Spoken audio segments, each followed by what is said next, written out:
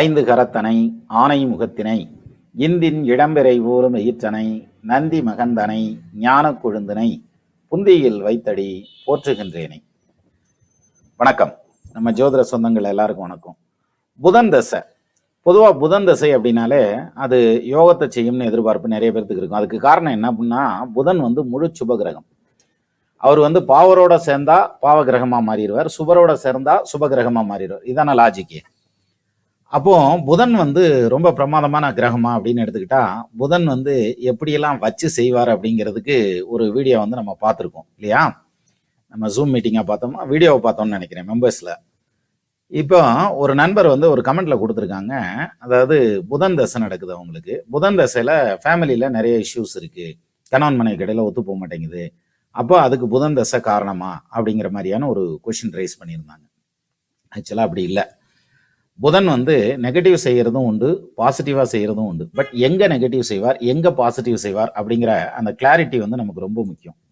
இப்போ அந்த கமெண்ட் எடுத்துக்கிறோம். நம்ம அந்த கமெண்ட்ல என்ன கொடுத்துருக்காங்கன்னா, யாழ்ப்பாணத்தில் இருக்கிறேன்னு சொல்லி கொடுத்துருக்காங்க. என்னுடைய வாழ்க்கையில் எப்போது விடிவு வரும்? எனக்கு புதன் தசை நடப்பதாக ஜாதகர் சொல்கிறார். எனக்கும் கணவருக்கும் ஒரே சண்டையாக உள்ளது. எனது வருங்காலம் எப்படி இருக்கும்? பதில் தாருங்கள் அப்படின்னு கொடுத்துட்டு டேட் ஆஃப் பர்த் கொடுத்துட்டாங்க. 19 ஏப்ரல் 1983 9:10 AM அப்படின்னு சொல்லி கொடுத்துட்டாங்க.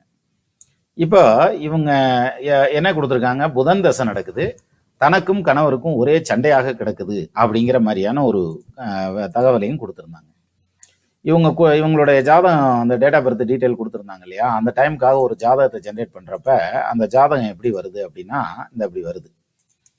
இப்போ ஸ்க்ரீனில் எடுத்துக்கலாம். இதில் லக்னமாக வந்திருக்கிறதுங்கிறது பார்த்தீங்கன்னா ரிஷப லக்னம், ராசியாக வந்திருக்கிறது மிதுன ராசி, ஜென்ம நட்சத்திரமாக வந்திருக்கிறதுங்கிறது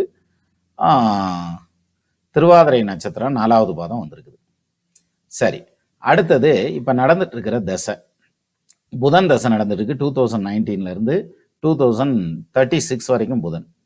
இப்போ இந்த புதன் தசையில் அட் ப்ரெசன்ட் சுக்கிர புத்தி உங்களுக்கு போயிட்டு இருக்கு. இப்போ கேள்வி என்னன்னா, இந்த புதன் தசைனால தான் உங்களுக்கு இந்த ப்ராப்ளமா அப்படிங்கிறது தான் இதில் கேள்வி. அப்போ இதை எப்படி எடுத்துக்கிறது? புதன் எங்கே உட்காந்துருக்காருன்னு பாருங்க, லக்னத்துக்கு 12ஆம் பாவத்தில் உட்காந்துருக்காரு. அப்போ இங்கே புதன் ஆட்சி பெற்ற நிலையில நிற்கக்கூடிய செவ்வாயோட சேர்ந்திருக்கிறார், உச்சம் பெற்ற நிலையில நிற்கக்கூடிய சூரியனோட சேர்ந்திருக்கிறார். அப்போ அங்கே புதனுக்கு ரொம்ப பவர்ஃபுல்லான ஒரு பொசிஷன் உண்டு. அதனால தான் அவங்களுக்கு கல்யாணம், குடும்பம் அப்படிங்கிற மாதிரியான பாயிண்ட் எல்லாம் தொடர்ந்து ஓடிட்டு இருக்கு. சரி, அப்போ புதன் 12ஆம் இடம் மறைவு கிடையாது, ஆட்சி உச்சம் பெற்றவனோட இருந்தால் நல்ல பலனை தானே செஞ்சாகணும் அப்படின்னு எடுத்துக்கிட்டா கூட, இவர் ஏன் குடும்பத்தில் புதன் தசை நடக்கலையும் சண்டை வருது அப்படின்னா, அதுதான் ரொம்ப ஆச்சரியமான விஷயமா இருக்கும். இங்கே பாருங்க, புதன் உட்காந்துருக்கிறது சுக்கிரன் சாரம் வாங்கியிருக்கார். அப்போ புதன் தசை, புதன் புத்தி பரவாயில்ல, ஏதோ இழுத்து ஓடிடும். அடுத்தது 2வதா புதன் தசை கேது புத்தி அப்படின்னு எடுத்துக்கிட்டா, இங்கே தசாநாதன் மேல பிரச்சனை இல்லை, கேதுன்னு சொல்லக்கூடிய புத்திநாதன்னால பிரச்சனை. அப்போ கேது எங்க இருக்காரு? 8ஆம் பாவத்தில் இருக்காரு. அப்போ அஷ்டமத்துல கேது உட்காந்துருக்கிறதுங்கிறது ஸ்ட்ராங்கான அமைப்பு அப்படின்ற மாதிரியான ஒரு பாயிண்ட் வந்துருது. ஸோ கேது 8ல் இருக்கல ஒற்றுமை வராது இல்லையா? மாங்கல்ய ஸ்தானத்துல கேது இருக்கிறதுனால. அதுக்கு அடுத்தபடியா வர்றதுங்கிறது புதன்ல புதன் முடிஞ்சு, புதன்ல கேது முடிஞ்சு, புதன்ல சுக்கிரன் வந்துடும். இந்த சுக்கிரன் ஸ்ட்ராங்கா இருக்கும். அதாவது குடும்ப வாழ்க்கை அப்படிங்கிறது ஸ்ட்ராங்கா இருக்கும். சண்டை சச்சரவு ஓட்டுக்குவாங்க, ஆனா பிரிவினை அப்படிங்கிறது வர்றதுக்கு வாய்ப்பு இல்லை. சுக்கிர புத்தி முடிஞ்சு அடுத்து சூரிய புத்தி நல்லா இருக்கும். சந்திர புத்தி மறுபடியும் பஞ்சாயத்து, ஏன்னா சந்திரன் ராகுவோட சேர்ந்திருக்காருல்ல. அப்புறம் செவ்வாய் புத்தி நல்லா இருக்கும். ராகு புத்தி மறுபடியும் பஞ்சாயத்து, 2ஆம் இடத்துல ராகு கூட சந்திரன் நிக்கிறாருல, தப்பு இல்லை. அதுக்கப்புறம் வர்றது குரு புத்தி வரும். குரு 7ல் தனிச்சு நிக்கிறதுனால சத்தம் இருக்கு, ஆனா கொஞ்சம் கம்மியா இருக்கும், ஏன்னா 7க்கு அதிபதி ஆட்சி ஆகி நிக்கிறதுனால. அதுக்கப்புறம் சனி உச்சம் பெற்ற நிலையில 6ஆம் இடத்துல நிக்கிறார், யோகாதிபதி, அதனால அது பிரச்சனை இல்லை, சனி புத்தி நல்லா இருக்கும். அதோட இந்த புதன் தசை முடியுது. அப்போ இந்த புதன் தசையில பாருங்க, ஓவராலா பாக்குறப்ப இந்த புதன் தசை நடக்கிறதுனாலதான் இந்த பிரச்சனை அப்படின்னு எடுத்துக்கிட்டா நிச்சயமா கிடையாது. புதன் தசை நடக்கிறதுனால உங்களுக்கு இந்த ப்ராப்ளம் கிடையாது. பிரச்சனை புதன் தசையில இல்லை, நடக்கக்கூடிய புத்திகள்ல இருக்கு. அப்போ ஒரு தசை நெகட்டிவா பேசுது அப்படின்னா, மொத்தமா அந்த தசை நெகட்டிவாவே பேசிரும்னு அர்த்தமோ, அல்லது மொத்தமா பாசிட்டிவா பேசிரும்னு அர்த்தமோ அப்படி கிடையாது. ஒரு நல்ல தசை நடக்கல ஒரு பிரச்சனையான புத்தியும் நடக்கும். ஒரு பிரச்சனையான தசை நடக்கிறப்ப ஒரு நல்ல புத்தியும் நடக்கும். அந்த வகையில பர்டிகுலரா இந்த ஜாதகத்துல பார்த்தோம்னா, லக்னத்துக்கு 2க்கு அதிபதி 12க்கு போகக்கூடாது இல்லையா? 7ஆம் இடத்து அதிபதி செவ்வாய் ஆட்சி பெற்று 12ஆம் இடத்துக்கு போயிடுறாரு. அப்ப 2 7ஆம் இடத்து அதிபதிகள் ஒன்று சேர்ந்து நின்னாலே கல்யாணம் லேட் ஆகும் அப்படிங்கிற ஒரு கான்செப்ட் உண்டு. இவங்க 2 பேரும் சேர்ந்து 12ஆம் பாவத்துல நிக்கிறனால ஒற்றுமையில பிரச்சனை வருது அப்படின்ற மாதிரியான அமைப்பு. அப்படி எடுத்துக்கலாமா அப்படின்னா அப்படி எடுத்துக்க முடியாது.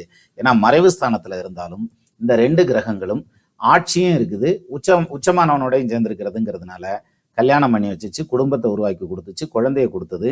ஆனா குடும்ப ஒற்றுமை அப்படிங்கிற அந்த ஒரு பாயிண்ட் வந்து இது நடக்கிற புத்திகள் வழியா தான் இருக்கே தவிர தசையின் வழியா இல்லை. அப்போ புதன் தசை எல்லா இடத்துலையுமே நெகட்டிவா இம்பாக்டை கொடுத்துறாது. இந்த புதன் தசையில நடக்கக்கூடிய புத்திகள்னால ஒரு சில இம்பாக்ட் வந்து இந்த குடும்பத்துல வருது. இது மாதிரியான விஷயங்கள் தான் நடக்குமே தவிர மொத்த புதன் தசை 17 வருஷமும் காலி பண்ணிரும் அப்படின்னு அர்த்தம் கிடையாது. ஈவன் மொத்த சனி தசை 19 வருஷமும் காலி பண்ணிரும்னு அர்த்தம் கிடையாது. அப்படி இல்லை. என்னதான் வந்து யோக தசையா இருந்தாலும், ஒரு எடுத்துக்காட்டா சுக்கிர தசை நடக்குதுன்னு வச்சுக்கோங்க.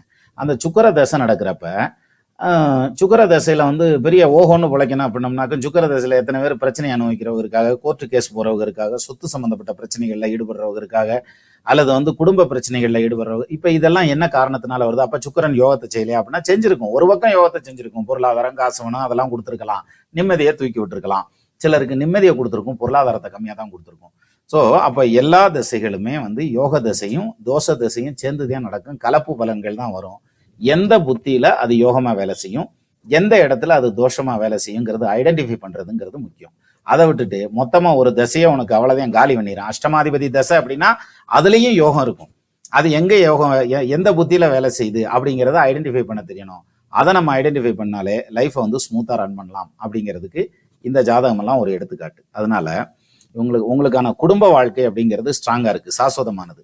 ஆனா நிம்மதிங்கிறது அப்பப்ப லீவ்ல போயிட்டு வரும்.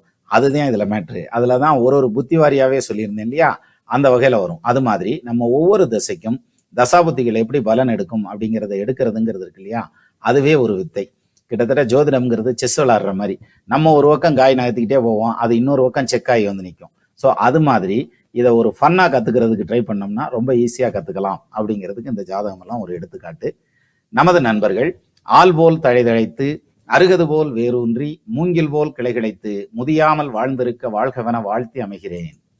வணக்கம்.